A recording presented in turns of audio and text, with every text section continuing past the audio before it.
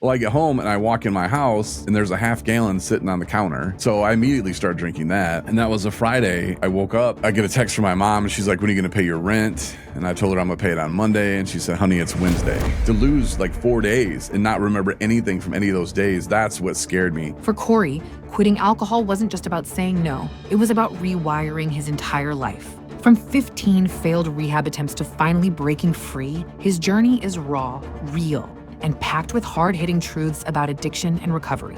If you're serious about leveling up as a man, hit subscribe to the Man Within podcast, and let's dive in. Corey, welcome to the podcast, man. Hey, thanks for having me. Okay, let me jump in. What was the hardest part about quitting alcohol? That I couldn't ever drink it again. Okay, never, ever? Never, ever. Yeah. Why is that? Is it just like if it was going to touch your lips again, you're back there? Yep. That was the hardest thing for me, man. It was to accept the fact that I couldn't do alcohol. I couldn't do any drugs. You know, I had to stay away from weed because I thought I was the smartest man in the world. And I had figured it out that I'll just smoke weed because I don't like mixing the two. That led to me smoking weed and then calling my buddy going, hey, man, I'll give you the rest of this bag of weed if you bring over a fifth of liquor. Because that wasn't what my brain was looking for, you know. And I was just like, what did they put in this stuff? I couldn't even get off the couch. I was like, this isn't the weed I smoked when I was 18. You know, people nowadays are talking about, oh, I do natural stuff. I smoke weed and eat shrooms. I'm like, none of those are made out. You didn't find shrooms in a cow patty. You didn't find those. You know, they were made in a lab somewhere and they make them really, really strong. Same thing with the weed. You didn't find it growing behind your grandpa's barn. Nope. It was made in a lab somewhere and they made it super duper strong. It's the same thing. And I think it was a year ago, I was listening to this radio station out of Dallas and they were talking about how now you can buy drinks with the weed in it. It's the THC, but it's not there's two different kinds of THC. I can't remember the 9 and the 8 or whatever it is, but they're like, oh, you can buy this and drink it. And the first thing that went to my mind was like, oh man, I'm going to try that. And then I had to go, wait, calm down, man. Like, first of all, your problem was drinking stuff. Like, it doesn't matter if it's weed or alcohol. If there's something in there and I'm drinking it, I'm going to like it too much. So I was like, that's a horrible idea. And by the time I got home, I talked to my wife and I'm like, I heard this and man, my brain went right to addict thinking like, oh man, this is great. You know, I don't like smoking weed, but I can drink it. And she just kind of looked at me and I kind of told her like, well, I already talked myself off the ledge of that, but for how many people didn't, you know, and how many people think, oh, this is a great idea, you know? And it's like, nah. Yeah. So then, okay. So you had at some point in your recovery, you realize I cannot drink a drip of alcohol ever again. Yeah. Are there other things like subsidiarily that you have to avoid as well? So like with porn addiction, like obviously I made a decision, I'm not going to watch any of this stuff ever again. Like in theory, you could dabble and the effects are not really that bad, but I cannot. But then like I put restrictions around social media as well, because social media was always the springboard, right? Because it kind of, you're sort of seeing stuff there that's like close, but not quite. And then you just jump over to the other platforms. Is there stuff like, I don't know, can you have like carbonated drinks? Like, or like, you know what I mean? Like, are there things like an accessory? You obviously talked about weed, but is there anything else like that? Not really in a form of a liquid or anything like that. But there are times, you said social media, you know, where I used to get on there and get drunk and I'll pop off, you know. I have to like censor myself to go, not your problem. If that person wants to say something or they support this person or not, that's not your problem. Like I purposely don't interject myself into social media like I used to because it would get me riled up and I would say dumb things. And then when you say dumb things and you feel bad, you go drink and you're like, F it, who cares? You know, and you're right back in it, you spiral, know, yeah. And then you're down even saying more stuff. And then the people hate you now and they want to beat you up or find where you live. And you're just like, oh my God, like, what did I do that for? And all because I was responding to something that's not even none of my business. And like, who gives a crap? And, you know, I have fallen off social media big time. I don't really find myself on there as much anymore. And I think that's a good thing. I think when you're truly happy in life and you're living life, you don't have to have your phone. You don't have to have people's approval. You know, I'll throw like a cat picture up or a baby picture up. I have an 8-month-old son, so that keeps me pretty busy. Man. That's amazing. You know, I'll throw that stuff up, you know, for family and stuff like that. But yeah, I just try to stay away from social media because it's one of those things that it could lead me right back into it, you know, if I allowed it. What about bars or like places that serve liquor?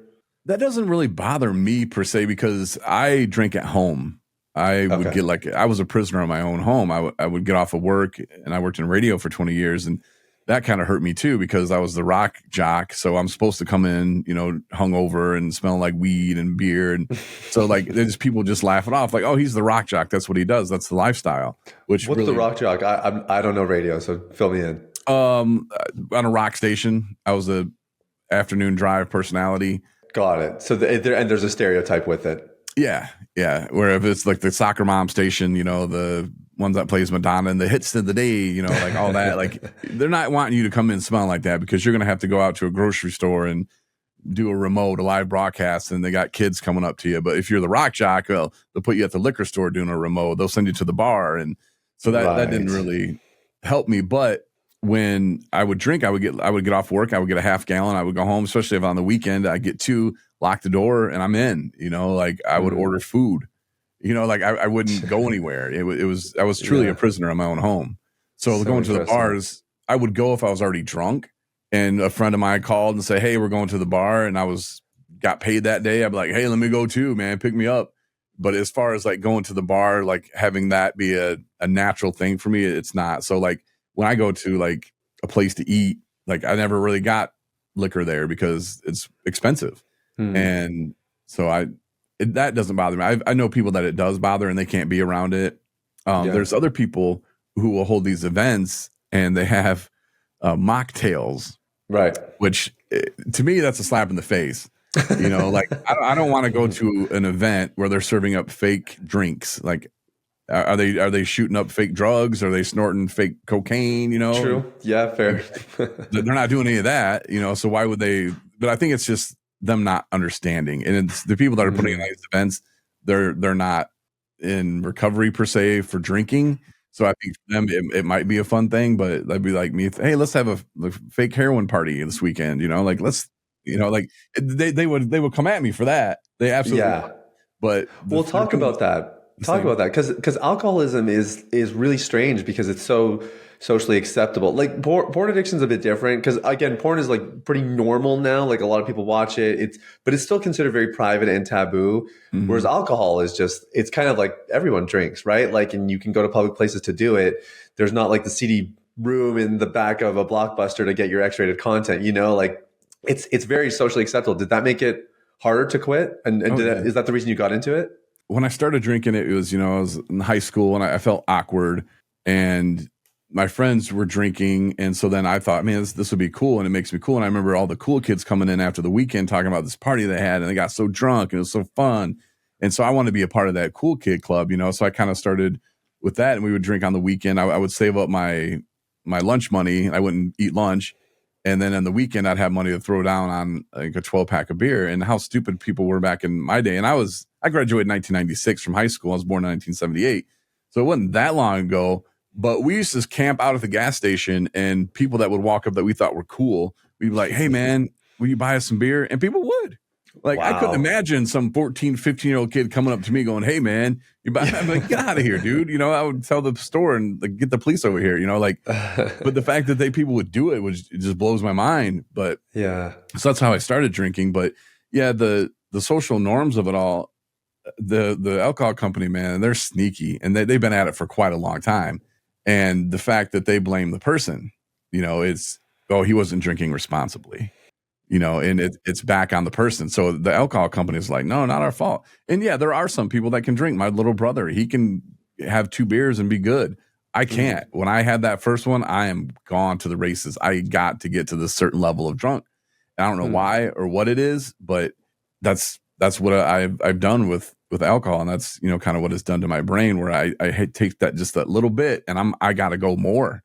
But there are people like my brother, my stepdad, who they can have a beer with their dinner and go home, where I'm having a beer at my dinner going, okay, well, I got to hit the liquor store before they close. So we got to get out of here. Or I already have a half gallon back at the house. So I'm showing them, oh, I can have a beer with my dinner watch. But that's not the plan. The plan is to get home and start really drinking. And it's actually creating a problem in my life going to dinner with someone because my drinking time starts at 5. And if I got to wait till 7, I'll probably cancel, because I need to be drunk by then.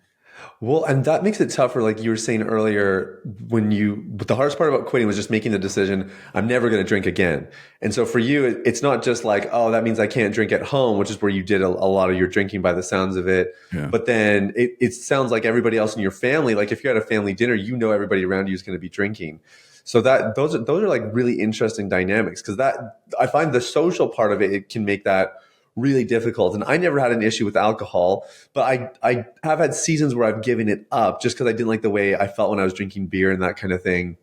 Even that was really difficult just from this aspect alone. Like socially, it was really difficult. Like, you know, I'm in my 20s and my buddies are just like, why are you not drinking? That's so stupid, you know, because you just drink. Like you can't say no to a drink without standing out. So that's a big decision, right? Like when you make that decision, I'm going to quit, like you talked about at the beginning, that's actually pretty huge.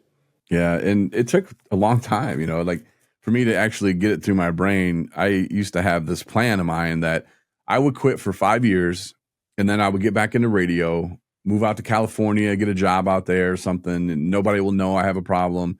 And then I'll be able to drink again, which is a complete lie. I will probably lose my job within the first 2 months, I would say, because I would not come to work, because especially after 5 years off, the blackouts would come big time and I would forget that I have a job, you know. That's kind of what scared me. If you want to say, I'm using air quotes here, scared me sober, was I didn't want to ever be a guy who took somebody's life in a drunk driving accident. And when I finally got my drunk driving, I was confused. I was in my car and I was in my parking spot at my apartment complex and some guy's knocking on my window and I'm like, what's going on? And he's like, dude, you almost killed somebody. And I said, well, I'm just sitting here in my car. He's like, dude, you almost killed somebody. And I got out of the car and he's like, you're hammered drunk. I was like, yeah, what's it to you? And he's like, because you almost killed somebody. He kept saying that. I'm like, what are you talking about, dude? He's like, you were driving through town. I'm like, I'm sitting in my car and I don't really know what's going on. And he said he was going to call the cops. And I said, fine, I'll wait for him. You know, like I wasn't driving anywhere. And I really believed in my mind I wasn't. And I told the cop, you know, like it's his word against mine. You can't take me to jail. And that's when he took me to jail. He had been to my house many times for wellness checks. And he was going to do something that I think he thought was going to wake me up by putting me in jail. Okay. And maybe that will be the wake up I need. Well, when my mom finally called me, or I talked to her when I was in jail, and she's like, what'd you do to your car, honey? And I was like, what are you talking about? She said, well, your passenger side headlight is busted and you got this green scraper on the side. And I'm like, oh, those cops, they busted my head. I mean, I really believe this. I thought the cops busted my headlight and then just scraped something on my car. And I was so pissed about that. And I get out and, you know, the judge told me, okay, well, you're arraigned. Here's your court date. You cannot drink, whatever. Well, I get home and I walk in my house and there's a half gallon sitting on the counter unopened. So I immediately start drinking that. And that was a Friday. And I woke up, you know, I felt like hell. I woke up and I get a text from my mom and she's like, when are you going to pay your rent? And I told her I'm going to pay it on Monday. And she said, honey, it's Wednesday. And that's when like the flag started going off. And I looked around my room and there was like 6 empty half gallon bottles. And I know I didn't walk to get them. Mm-hmm. And that's when it all like, and I don't remember any of this. And I go out to my kitchen. I was about to make something. I'm glad I didn't turn the oven on, you know, like that's when it all like came back like, oh my God, I was driving. Like I was driving, you know, in these blackouts. I used to think people would make it up because they cheated on their wife or something, you know, oh, I blacked out. But like to lose like 4 days and not remember anything from any of those days, that's what scared me. And to think that I put myself at risk to be one of these people who kills somebody in a drunk driving accident and wouldn't even know about it. You know, I could be doing 25, 30 years in prison and not even remember what I did. And that's what really kind of was like, okay, when I went to treatment that last time, it was like, I need to figure this out. Yeah. And yeah, that's freaky. It's not a game anymore, you know, and that was my I ended up at that time counting how many times I've been to treatment. When I was in treatment the last time, that was my 15th time going to treatment.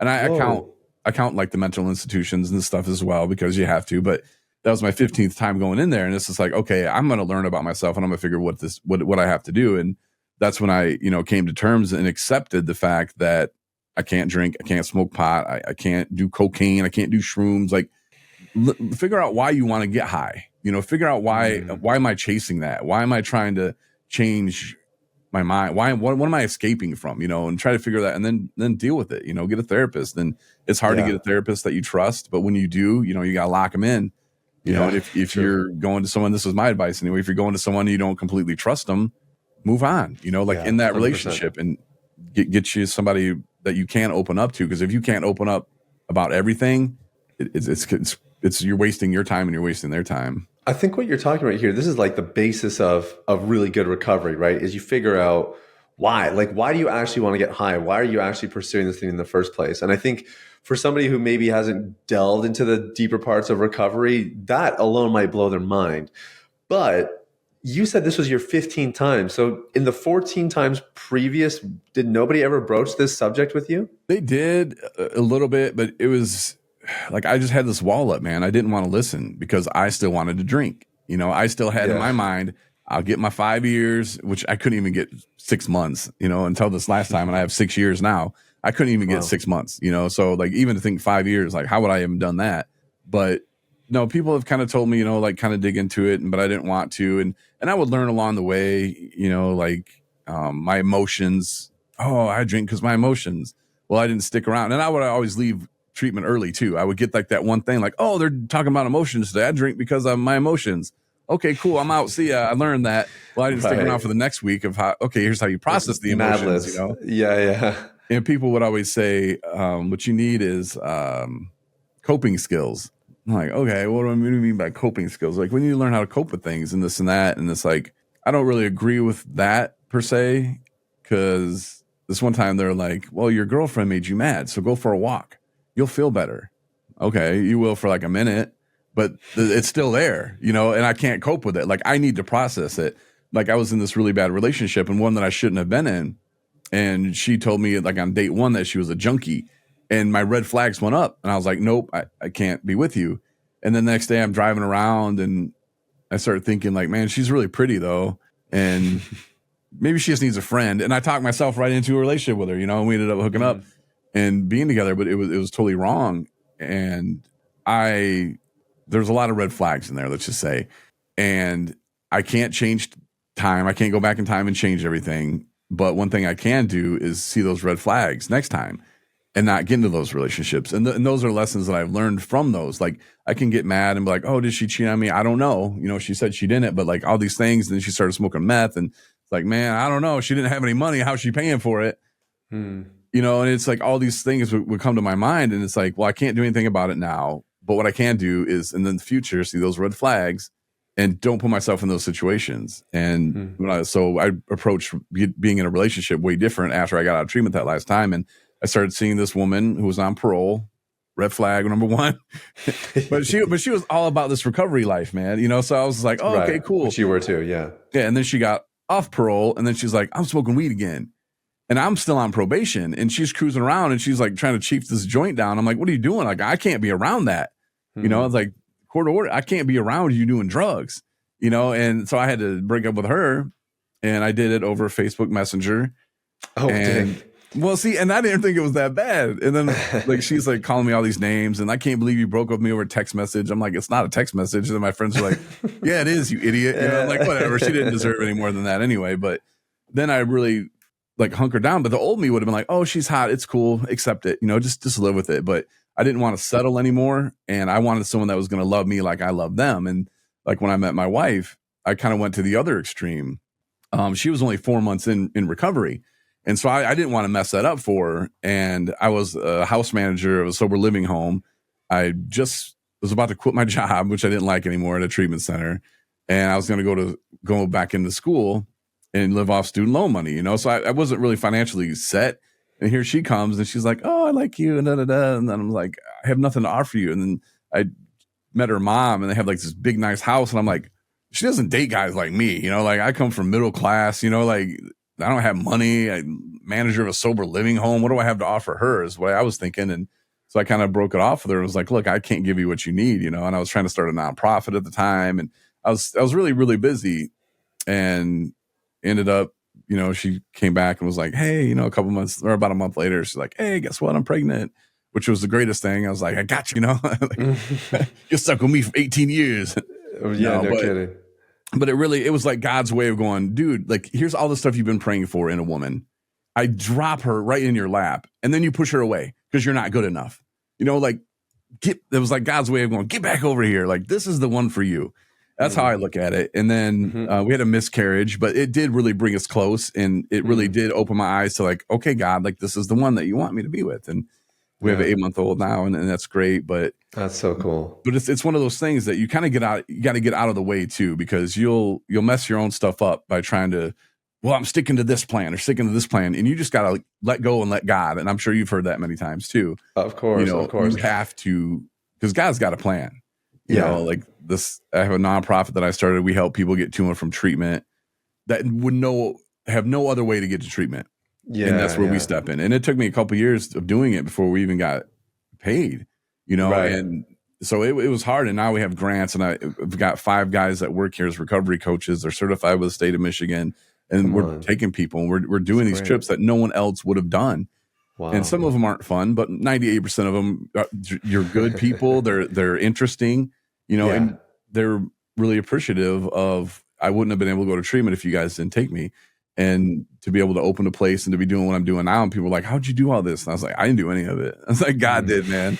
Like I just got out of the way and listened. It's interesting hearing about your story a bit, because I think I'm thinking of my own story. I'm thinking of, man, like the 1500 plus, whatever, where you start to observe being in similar situations that you used to be in, but you handle it differently. Like you get these little clues that, okay, I'm actually not the same person. Yeah. And I think I have to imagine that must have been encouraging. But what I wanted to ask you was, when you did the 15 time through treatment, did you know that did something feel different? Could you tell this was it?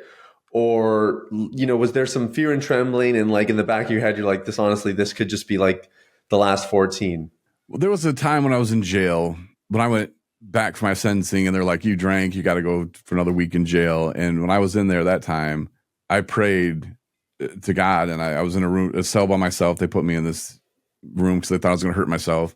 And I prayed to God to let that be the last drink I ever take. And before I would pray, God, like, just let me figure this out. Let me figure it out. And he was letting me figure it out, but the hard way, but it wasn't until I said, God, let that be the last drink I ever take.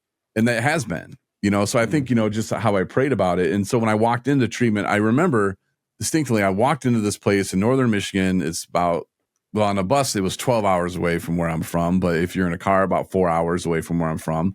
And I remember walking in, and I remember thinking, okay, you have 2 options. You're court ordered to go here, so you can hate it. You can, be defiant and, oh, this sucks. Or you can suck it up, learn something about yourself, and have fun while you're doing it, And so I kind of started saying, well, I'm having fun in recovery because, and people have said this millions of times, but I didn't get sober to be miserable, and to find the fun in life. And I would go into treatment centers and talk. And I worked at this one treatment center, and I would go in there and we would play Pictionary. And at first, guys, it was all male treatment facility, and they would look at me like I was crazy. And I'm like, no, we're going to have some fun today. And the words I would give them, some of them aren't really appropriate, but they would laugh, and like they would just, how am I going to draw that? And they would love it. And so it got to the point where I was doing it on Fridays. And then I worked Friday and Saturday, and they're like, we do that Saturday too, man. That was so much fun. And they'd start laughing. And I've heard it so many times. Like, I didn't know I could have this much fun sober.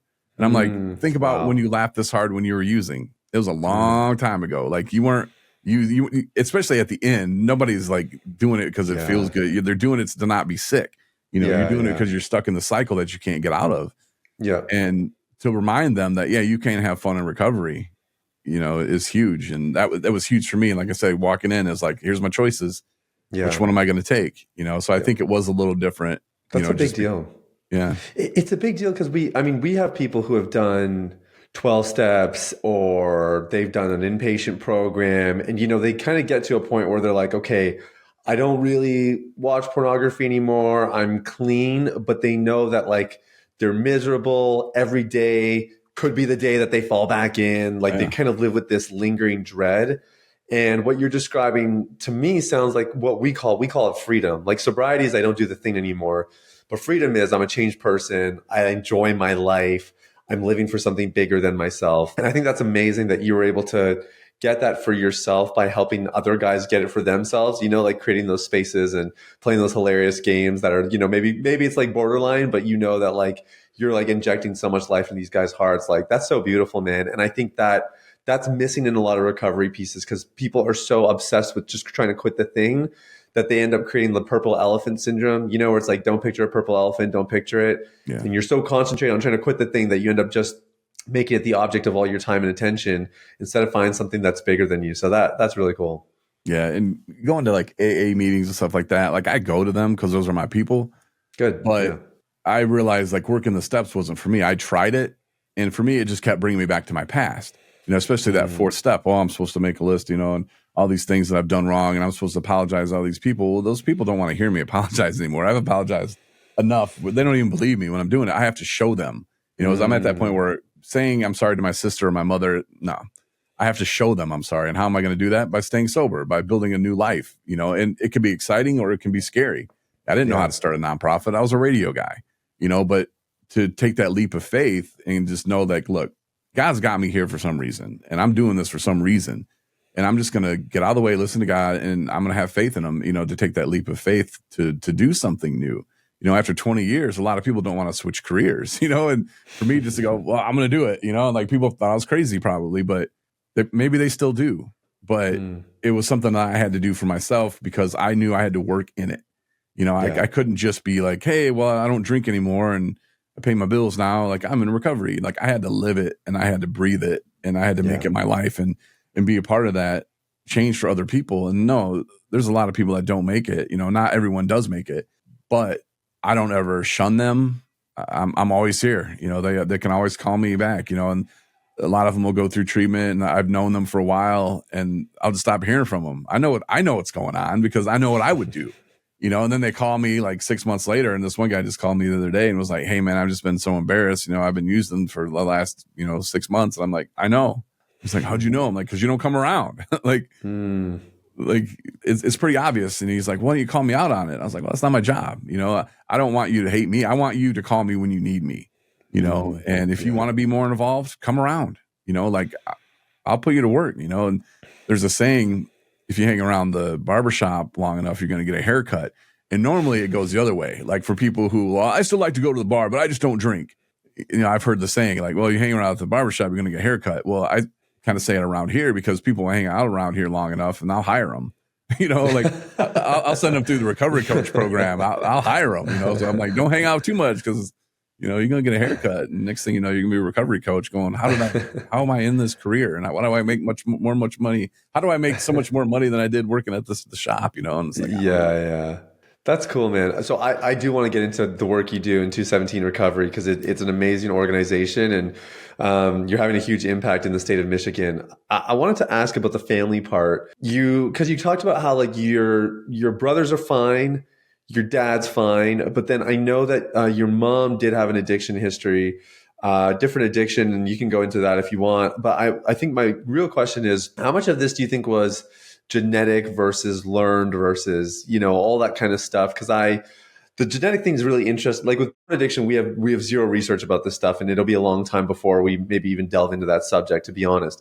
But I think with alcoholism, it is shown that, you know, like if you're an alcoholic, there is a higher chance that your kids could adopt that. And part of that is genetic, maybe, you know, depending on what caused it. And part of it could just be learned behaviors and whatever else. Do you think that you picked up some stuff from your mom that maybe led you down this path? Do you think that played into it at all? I don't know about her per se. I think by not seeing it, but then again, I went to school with this kid who his dad was a huge alcoholic and the kid was always drinking. I mean, I remember 6th grade, he came to school, brought some of his dad's whiskey with him.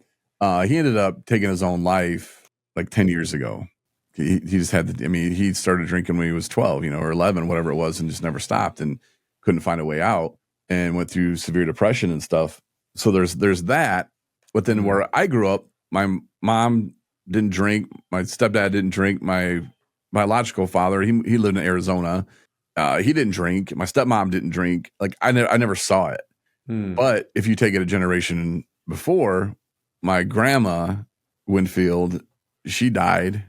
I don't even remember her. I guess she died when I was like 2 or 3 from drinking. And that's on your dad's side, I guess? Yeah. My dad's dad was a big drinker. And then on my mom's side, her dad wasn't. My grandfather wasn't, but his dad was huge drunk. And so I think because they saw it, maybe, you know, because my dad, and he would tell me that he says that him and my uncle have conversations about, you ever just crave a beer, you know, and they're both like, yeah, you know, I just want to, I don't know why, but I just want to drink a beer sometimes. And then my dad was like, yeah, but you know how dad would get, you know, when he would drink, and we don't want to be that. So that was enough for them to stay away from it. So I think there might've been something there, but I think more it was just the social norm of it. And, you know, when I was growing up, it was real kind of a big thing to, well, don't drink and drive. So like my family and my friends' families, they'd be like, hey, look, you can drink here, keep it in the basement. At least we know you're here. Okay. So it was kind of allowed, like, hey, we know you're going to drink anyway, but don't go off driving to this field to do it. You can just do it in the basement. Right. And then they would go to sleep and we would drive off to the field. Like, I mean, we would, you know, like it was stupid. But I think just that, and they didn't know what they're doing. I'm not going to do it with my son. I'm going to tell them the dangers. I think that's a horrible idea, but just to assume, well, they're going to do it anyway. And would we have? Maybe. And did it keep people safe? It might have. I don't know. But my friends who would drink with me, they didn't turn into raging alcoholics like I did. Right. You know, so they got married, had families and stuff. So like maybe it wasn't that. Maybe it was more the genetics too, you know, like. Yeah, it's interesting. The other interesting thing is because I know your mom's addiction was gambling, right? Yeah. And like pornography and gambling would be much more closely related addictions because they're process addictions. It's more about the behavior than being addicted to the substance. Yeah. But it's, you know, it's all addiction at the end of the day, right? Like it's all your brain getting rewired and dependent on the hit and chasing the high and all that. But it's, it's just interesting to me because I think this is like, and I'm guessing you didn't know about the history of all the addiction in your lineages on your mom and your dad's side probably until much later, right? Yeah.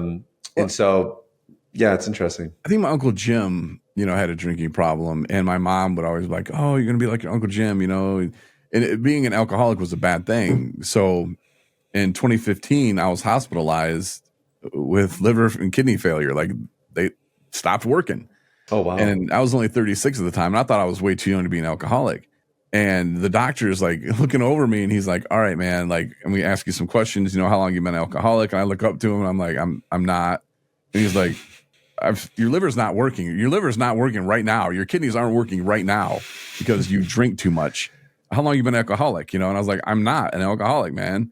I just had a good month. He's like, you might've had a good month, but I've seen pictures of what your liver looks like. You are an alcoholic. And I was like, no, I'm not. But I think that goes a long way too in the whole, I don't want to admit I'm a bad person because I was told alcoholic is a bad person.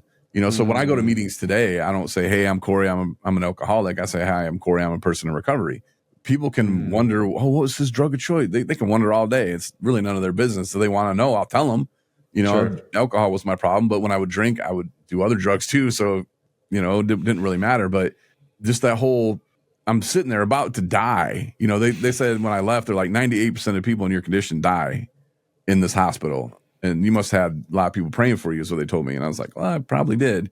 But, you know, I'm just like, wow, that's crazy. But to have that doctor say that and you look right at him and say, I'm not, you know, like that. Just flat out denial. Yeah. You know, just because I think that word is so powerful and negative, you know, and I didn't want to be that. You know, I had a job. I didn't beat my wife like my mom told me I would do. Oh, you could beat your wife and you're going to lose your job and you're an alcoholic. You know, that's what alcoholics do. I don't do any of that stuff. Which that's actually really powerful if you think about the whole identity concept. Because you sort of talked about how that 15th stint, like you were really about becoming a different person at that point. Yeah. And I know like in our deep clean system, the third pillar is shifting your identity. You know, it's leaving that identity behind. So we don't really believe in the once an addict, always an addict. We definitely don't do the I'm Sathiya, I'm a porn addict. Like we don't really like the exactly what you said. Actually, we don't like the connotations with it. And we also don't think that's like worth believing about yourself. You know, like if you kind of pin yourself as I'm an alcoholic, or in our case, like I'm a pervert, or I'm, you know, fundamentally flawed. Like if you believe these things about yourself, it's very hard to heal and repair and actually live a new life. So I think that's really interesting. Tell me a little bit about your experience with God through all of this, because I know a lot of people meet God on the way down, you know, as it were, or on the way up, I guess, is probably the more accurate way to say it. You know, you're in an Al-Anon or you're doing a 12-step or something, and a lot of people get introduced that way. Was that your experience, or how did you start to build this understanding of God, and how did he factor into your recovery? Well, I think it was back in Arkansas when he saved my life, you know, and those doctors, I don't think we're lying. I think that 98% of people in my condition do die, and they were shocked that I lived, you know. And I think that was like a huge wake up call. Like there's something bigger out there. There's a reason why I was kept alive, I think, because there's a lot of people that die all the time. Yeah. And true. It's just like, okay, what's my purpose? And then I had a chance to come back home to work in Benton Harbor, Michigan, at a radio station that I'd started at, but it was different management. It was totally different. But I took the job to come back home, and then I realized like it's not the same people there. They're really shady. It's horrible. Like it was taking 8 steps back in my radio career, but I'm home and I had just had the liver failure thing previous, you know, so I'm thinking, okay, well, I need to be home. I need to be around family. I get here, my brother's grown up, my sister's got family, like all this like free time I thought I'd be spending with family. I'm not. So I'm like having all these regrets, and I'm like, oh, what did I do? I screwed up my life. I screwed up my career. And then I get fired because I went to a mental health place. Because at that time, I didn't really know too much about the alcoholism and what alcohol does to your brain and your body. And so I started going through the natural withdrawal because I was white knuckling it. I wasn't going to meetings. I was keeping it in the basement. Nobody knows I'm an alcoholic here. Okay, good. Nothing to see here. Just keep it moving. So I was white knuckling it, and I went through this depression, which is natural.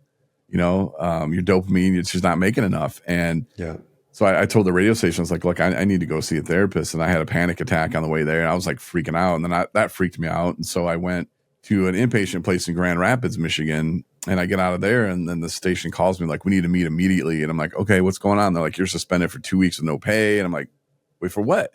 Like you guys knew where I was going. Like I was trying to schedule music, and you guys told me not to, just to get out of here and go get help. And now you're suspending me because I didn't schedule music. Like you told me you had it. You had my back. Like what is going on here? And then they ended up firing me, which is illegal. But as long as they don't come out and say, hey, we're firing you because you're depressed, then there's nothing they can do about it. So it was kind of pointless. But that I had a lot of resentments towards that radio station. And I don't like them to this day, but I don't let it eat me up. And I kind of look at it like that's what God wanted to happen. It's happening just like he wanted. Not the way Corey wanted it, but the way God wanted it. And it's worked out 15 times better than I could have ever imagined. So it's like one of those things, like it's the worst thing that's ever happened to you at 1 minute, but the best thing that's ever happened at you when you look back at it. So I went and I started driving my aunt. This is how crazy it is. She called me and she knew that I wasn't working. And she said, hey, I have a doctor's appointment tomorrow. Would you be willing to drive me to my doctor's appointment? And that yes or no has changed what I do today. I said, yes, I will. But I didn't want to. But if I would have said no, I wouldn't be here talking with you right now. I guarantee it. So I said yes. And I drive her to her doctor appointment. And she's like, you know, there's this company in Berrien Springs that does this. They'll drive people to doctor's appointments, and they pay cash. So let's drive over there and you can talk to them. So I'm like, okay. So we drive over there and I get an application and I start doing this kind of work. I start driving people to their doctor's appointments. And I realized how petty I was. You know, like the girl I was with didn't pack me the right lunch. I'm pissed off, you know. And this guy I'm driving is getting his leg amputated, and he's in the back cracking jokes. I'm going, wait a minute, you know, like, wait, what am I doing here? What is wrong with me? And it really got me to open up and to talk to these people who weren't in good situations, you know. And it really gave me a sense of purpose. So we fast forward to what we do now. You know, I knew like, hey, there's a lot of people that aren't getting to treatment because they don't have rides. And so I know how we can do this. We could do it like this, you know, and to actually be brave enough to do that. And even my mom was telling me, oh, but you didn't like giving people rides. And I said, no.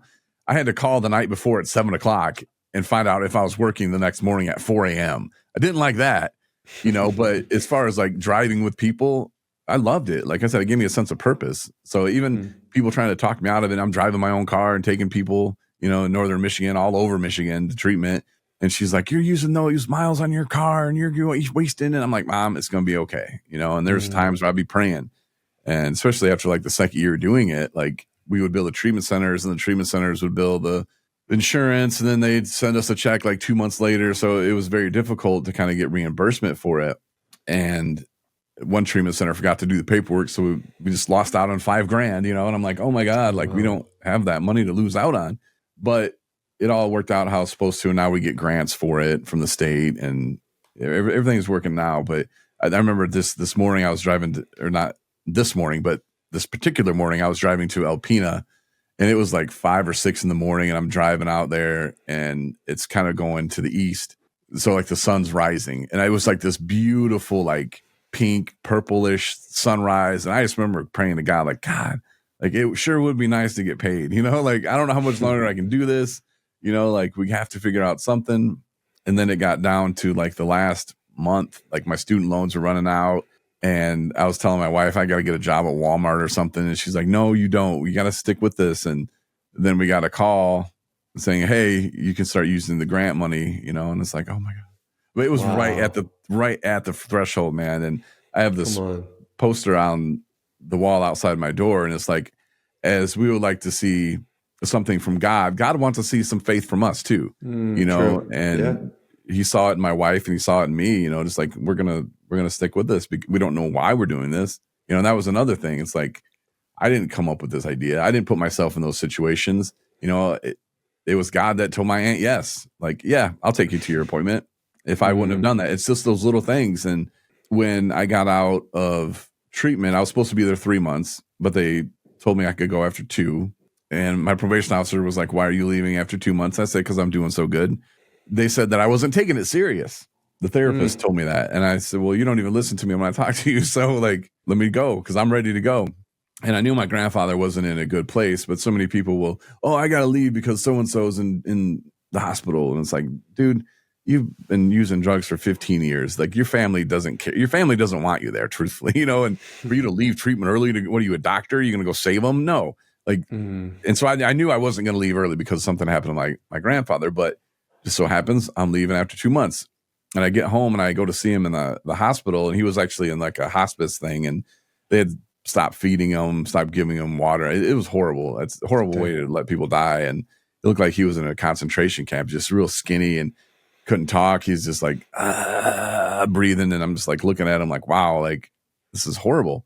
And I'm glad I got to see him again. And the next day I had to take my mom's ID back because we went to get a new cell phone for me because I was 40 years old, still on my mommy's cell phone plan. And they gave me a cell phone that I bought it used or something, and the speakerphone wouldn't work. So I was all mad. So I had to take it back. And this is all part of God's plan here because I had to get my mom's ID because I was not going to see my grandfather again. And so I had to go back to Kalamazoo, which is about 45 minutes away from where my mom lives. I had to go take her ID, get the new phone, drive back. My dad was repairing my car from when the cops bashed it in, wink, wink, when I hit what I think was a dumpster. Yeah. So he's kind of fixing that up. So he was done with it. So I get in the car and I take off and I get to the gas station in South Haven, Michigan. And that's where my grandfather was at, but they have the cheapest gas and it's right off the freeway. So I pull in there to get gas and I go to fill it up and I reach in my pocket and I fill my mom's ID. And I was like, got her ID. Well, I'll just mail it back to her. Was my first thought. And then real quick, I thought, well, hold on a minute, man. Like you're trying to live a new life now? Like that's the old Corey stuff. Like that's what old Corey would have done. No, right. If I want to live a new life, I need to go. I'm on her plan. She gave me her ID. She might need that. I need to go give her ID back. And so I did. And I went to go see her and she's with my grandfather. And I showed him my 90-day coin. I was like, hey, Grandpa, I'm going to sober living, got my 90-day coin. And, told him I loved him one more time and told my mom, I'll see you later. I get in the car. I take off to Boyne City, Michigan. And an hour and a half into the trip, my mom texted me and said, Grandpa's gone. It's like, whoa. Like, wow. All that had to happen, because like I said, I didn't want to see him again. But from the speakerphone being messed up, on that phone that I was so mad about, that had to go. Like, that had to happen for me to stop, to get my mom's ID and to do all that, and to even have that revelation of like, no, that's the old Corey. The old Corey would just, I'll mail it back because it's inconvenient for me to drive one more mile down the road. Yeah. But to just have that moment of like clarity, like, no, I'm going to do this the right way. And, for him to have passed. But yeah, so just little things like that, I think that God plays his part in, that if you stop and just really think about your past or things you've been through, you can find God in all those places. Yeah. It's kind of cool though, like that, like, cause God definitely orchestrated everything. And I love those stories where you can look back and be like, man, if it weren't for this, if it weren't for that, like there's just too many things that line up where you're like, clearly God had his hand in all of it. Yeah. But then I also think about the role you played, which is old Corey would have done that. Just some of those little micro changes that are actually not micro at all. They're significant.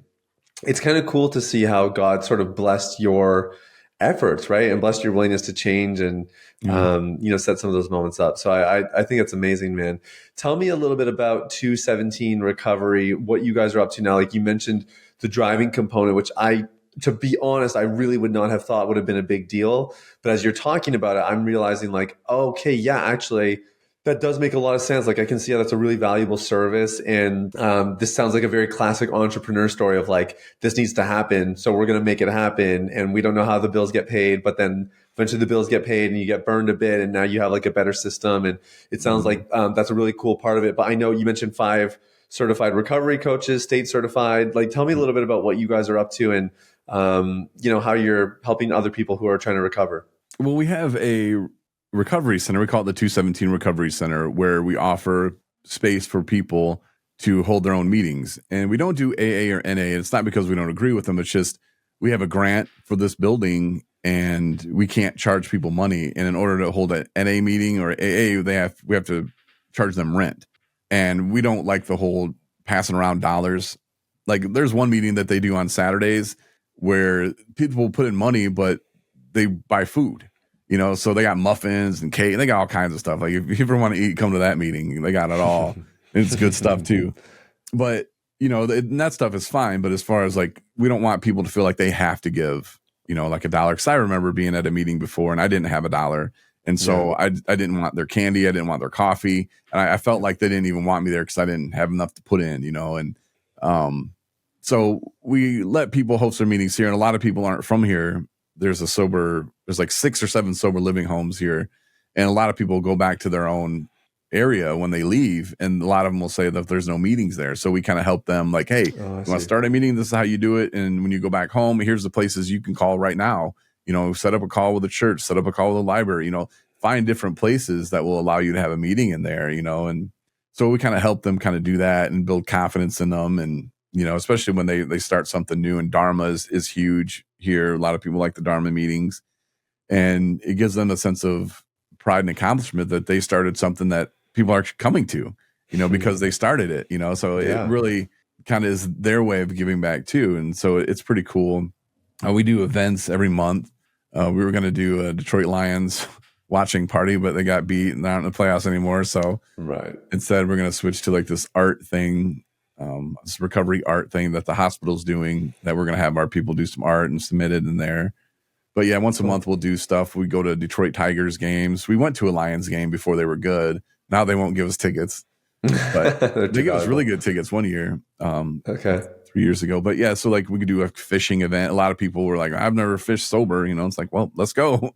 Let's go fishing, and so these people are coming from everywhere. Are they local? How do they get in touch with you guys? If they end up in the sober living houses here, they know about us because we go to their houses and talk. At least once a month, we'll go in there and we'll drop off flyers. So, hey, this is what we're doing.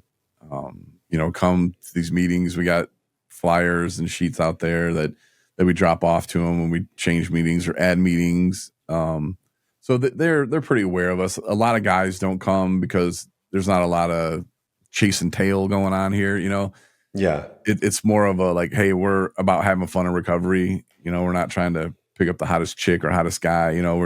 So a lot of people they don't, there's not 20 women there. Psh, not going, which is fine with me. We don't really want them here. This is more about like family, and our building's not that big, so it kind of works out. But we're wanting to open a recovery cafe, and this is another God thing. I woke up and I after a dream that God gave me, and it was just like, wait a minute, wait, what? Like, God, you're talking like a coffee bar kind of place, because we do an event each quarter where we call it Recovery Stories, Message of Hope, and we have 2 people give longer stories, about 15 to 25 minutes of a message of hope. And the stories are more like 3 to 5 minute until I tell them, then they're 10. You'll notice that if you go to our website, you can like, Corey's story is 10 minutes long. Yep. But they're supposed to be like 3 to 5 minutes. And we kick it off with that. Anyway, we hold these events at this place called the Event Center. And somebody had mentioned to me that he wants to sell it. And like, so this dream, like we're doing it there. And I'm like, wait, what? So I go back to this grant that I saw the state had put out but it ended in August. And this was like in October when I had this. And I'm like, wait a minute, what? So the grant was already done, but it said in there, Recovery Cafe, they would have funded one, you know, and they had like up to $4 million you could get. And I'm thinking, oh man, we missed the boat on that. But then I'm talking to my wife about it. She's like, "No, I think that's great, honey. You know, like we should probably do something like this." And like her wheels are spinning. And so I reach out to the guy who owns the event center, and I'm like, "Hey, man, you know, like, are you really thinking about selling that?" And he's like, "Yeah, you know." And I'm like thinking he'd want like $1.5 million for it or something, and we don't have that. And he's like, "Nah, I'd probably let it go for like 750." I'm like, "Okay." He's like, "It appraises at 780, you know, but I'll do 750." He's like, "I'll tell you what. If you get 20% down, I'll do it on land contract with you guys." I'm like, "So, okay, so we need about 187,000. All right. Still don't have that, but much more manageable." Yeah. And, you know, like just all the stuff that's coming out of this. And ever since then, like we have a meeting tomorrow with a woman who wants to talk more about it. And it's like the before and after, during incarceration is reaching, like all these people are reaching out. "Hey, we think it would be great if we had an event center, you know, where people could do recovery stuff. And we want to do meetings there. We want to do trainings there. Of course, our events there, you know, like," and it's just funny. Like, and my wife just sent me a text yesterday. She's like, "See, God's got us," you know, and it's just like, yep. Because another person reached out, which is, and we're not putting it out there in the public, like, "Hey, we're looking for this." Right. Just reaching out to us. It's just naturally happening. And like, now we got 6 or 7 people that would be like, "Yeah, we'll back you somehow. You know, we'll figure out what we need to do." And come on, that's amazing, man. It's crazy. It's so interesting because we've really had this happen in my practice, like the last 3 or 4 months. A couple things where, like I like what you said, where it's like I'm not going out asking for it. You know, like I'm just I got a vision. I'm trying to take a step towards it. You know, I have no idea how I'm going to conquer this thing, but I just know I got to kind of act in faith. Yeah. And we've been doing that as well. And I've been really shocked. And I've had a couple times where I felt discouraged, you know, and I'm talking to a friend and, you know, he's telling me the story of like, "Dude, I had a similar story and I stepped out and then God provided all this funding or whatever it was." And I've been like, "Yeah, that's cool that it happened for you, but like, you know, we operate differently." Or like, I've been excusing myself from like why it wouldn't happen. And then God has just been like bringing these like crazy stories of, you know, funds or people that want to back us. We just started a scholarship fund for clients who don't have the financial means to afford our services. And it's all funded by, you know, other people that just are bought into the vision and what we're doing. And it's been kind of wild just to see what God does when you step out in that vision. But obviously, you know, again, like, and kudos to you, man, like you're taking the steps, right? Like you're doing the work, you're getting the dream, and you're not just saying that's a cool dream, I'm going to write it in my journal and maybe it'll happen someday. Like you're being active about it. And I think God really celebrates that. Yeah, I think so too. And I tell people like the days where I was just sitting there sober, you know, after my liver failure, like I was sober for like 3 or 4 months after that before I started drinking again. And opportunity didn't just come knocking on my door. "Hey, are you Corey Winfield? I got a plan for you." Like you have to make some stuff happen. And there are things that you have to do, you know, but God will put it out there for you. Like it was just crazy how I just woke up and I was like, "Oh my gosh, like we got to move on that." Like that. I don't know why. I have no desire. I have no interest personally, but my wife does. And like 3 or 4 other people here are like, "Oh my gosh, like that would be huge." And I'm like, "Okay, well, let's make it happen." You know, like I think as a team, we need to figure out how. And then it's like, my wife starts going to these trainings, and she went this morning with a couple of the staff members and show you how to write a business plan. And, you know, there's lawyers there that work with nonprofits, and it's free, you know, because we're a nonprofit. So like all these things, like, yeah, she could be sitting at home right now going, "Why can't we do this?" Well, you have to get up and do some things, you know, and you have to go find those things. But God will open those doors for you, and those doors that won't open. And there were so many times I wanted to open them doors and I couldn't get through them, and I would get so mad. And then 3 months later, I'm like, "Woo, glad I didn't open that door. That's not the way I needed to go." Dude, you know, I wanted to be so a transportation company, and I'm like trying to get with the state, and it's only $150 with the state to get this transportation license. And I'm trying to do that. And then they're telling me I need the special insurance, which is like $15,000 a year for one vehicle. And I'm like, I'm not a limousine. I'm taking one person at a time to treatment. You know, I'm like, I don't need this. Or like, that's what you have to have. And I was so crushed. I'm like, well, my dream's gone. And then the funding source reached out and they're like, well, you don't need to be a transportation company. You need to be a non-emergency medical transportation company. And you just go through, I think that's like $20. You pay the state and you take a bunch of tests and you're good. Wait, what? So, okay, cool. My dream's not dead. But like I was trying to go through that one door and it just wouldn't open, you know? And I'm just like, bam, and it's closing, and they're closing for reasons. It's because God's like, no, that's not what I want. That's not your plan, man. Like, you're gonna figure it out. And when you do, you're gonna be excited that you didn't go through that door. Yeah, man. There's so many times that's happened to me anyway, where it's just like, okay, well, and like this grant we were just supposed to get and we didn't get, and I'm just like freaking out a little bit because we're training we're training businesses how to be recovery workforce friendly. Cool. And it doesn't mean people can use drugs there, but just to kind of let them know, look, man, like if you got somebody there that has a problem, let them get help, kind of thing. And here's how you can support them. Yeah. And there's a lot of people that are having problems that, well, because they're still getting paid, they call them functioning alcoholics or functioning addicts. There's no functioning about it. We know where it ends, and it's not going to be good. And it is, I know it's a pain to retrain somebody. And if you have an employee that's worth something, let them get some help, man, and tell them it's okay. Dude, like such a good point. Yeah. We're trying to do, and we've been doing a really good job with it. And then this funding thing comes back and they're like, you didn't get it. And I'm like, wait, what? Like, I thought that was a lock. I thought we're doing such a great job. And then so like we had to tell the place like, hey, we can't do this anymore. And they're like, oh, that's BS. We're going to find you funding. But immediately I was like mad. And I looked at my wife and I was like, well, God wants you to open the cafe anyway. You're going to be busy. Yeah. If you're busy opening the cafe, I don't know how you can be training all these businesses. And she's like, well, I was going to do it at the event center. I'm like, okay. But now it's funny how the other place is now like, oh no, we're going to find you some funding because you guys were like our lead dogs up there, like doing what you were doing. What are you guys going to do? You and your wife, what are you guys going to do to protect your kid and, set him up for, you guys are doing incredible things, like it's such a great story of just how God can turn things around. I think about like the 15th time. I feel like people need to hear that, man. Like it wasn't the first time. It wasn't the 5th time. It wasn't even the 12th time. You know what I mean? Like 15 tries before you finally broke free. And, this like saying we have in our community is if you don't quit, you win.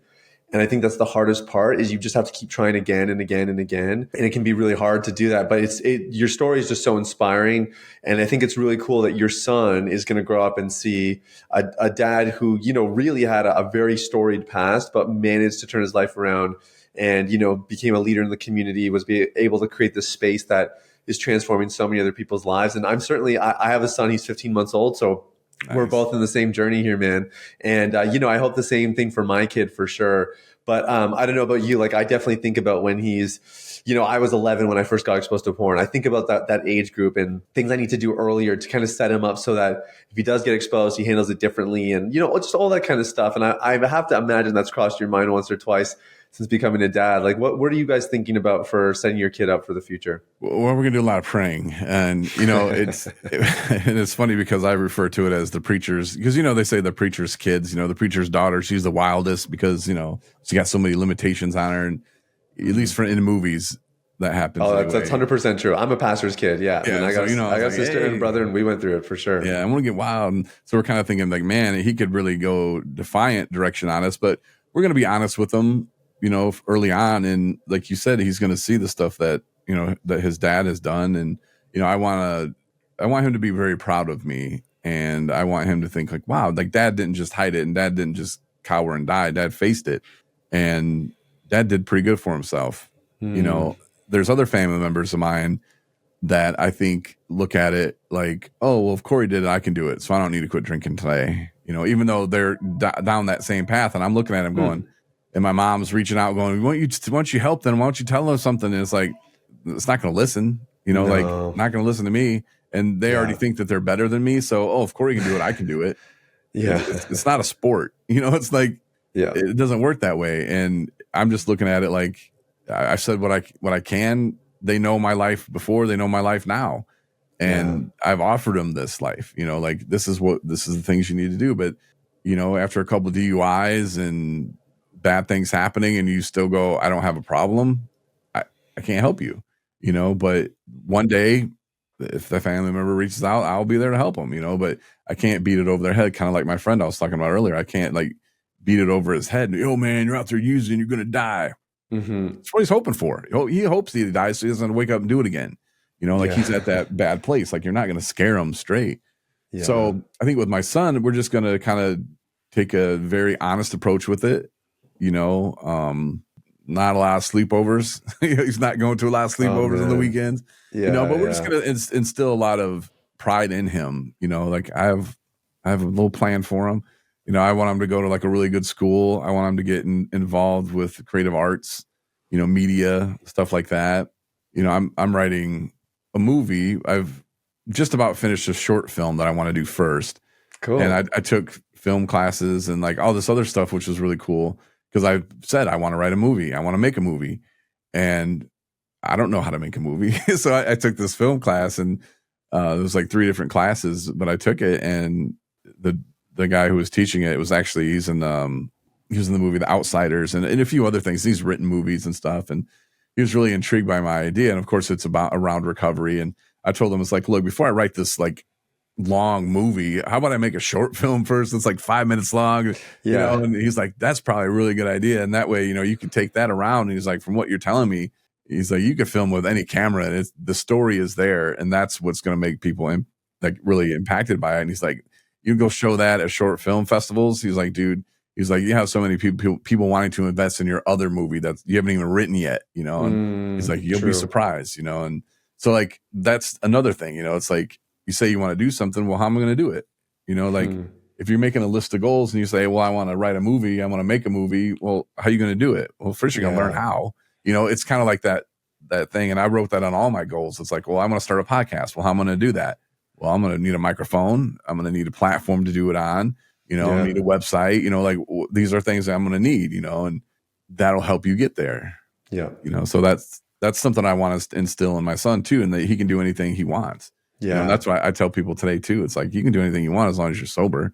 You might not do it today. It might take you 2 years, but you really can. Man, it's so true. Dude, it's an amazing story, and you're doing incredible work, God's work, really. And it's cool to see God's hand in what you're up to. So thanks for your time. Thanks for sharing your story here. We're all cheering you on. And if people do want to find out more, Corey, about 217 and everything you're up to, where should they go? 217recovery.com is our website. That's probably where you're going to get the most info. And we post most of our videos there too. And there's some funny videos that you're going to be like, what is this? Where they were inspired by fake cologne commercials. Nice. Or cologne commercials. I remember the guy that's in that Dune movie, and he was like, looked at the thing, he's like, blue, but Chanel or whatever. And I was like, what? I was like, oh, hell no. So when one guy, he actually was telling us a story about how he was out disc golfing and he had an emergency. And so he ran to his trunk to get some toilet paper and then ran back into the woods. And I'm like, dude, like, you don't think people knew what you were doing when you went and grabbed your toilet paper and then went running back to the woods? Like, why didn't you just get in your car and go to the store or something, Like, it's like, I didn't have time, man. So like, we did one called Bear, and but he's wearing a bear mask, and it's pretty funny. He goes into the woods, and the other one is Fabulous because he kept saying this word fabulous. So we just put him in the park, which was kind of weird because like there's these families with kids and they're like moving the kids away because he's walking around this pink boa, and he was doing whatever I told him. So I'm like, wear this and put this on, and he's willing to do it. So I was like, all right, let's film it, So, but this kind of shows you the fun that we have in recovery, and that we laugh, and that's a really important part of building a new life for yourself. Is like I said earlier, it can be scary. It can also be the greatest thing ever. Like it could be exciting. Yeah, it's what you make it in your brain, but. I love it, man. I love it. We'll put links to that in the show notes for sure. And the videos, they sound worth watching just for people to get an idea of the kind of fun you can have in recovery, right? Because sometimes recovery is like this doom and gloom thing, and you gotta, it's really tough, and you gotta white knuckle it and grit your teeth through it. And I think you guys are showing something different, something that we as well are trying to demonstrate, that you can have fun, it can be really fulfilling, and you make some incredible friends while you do it. So, dude, you're an inspiration. Thanks so much for being on the pod today. Yeah, thanks for having me. I appreciate it.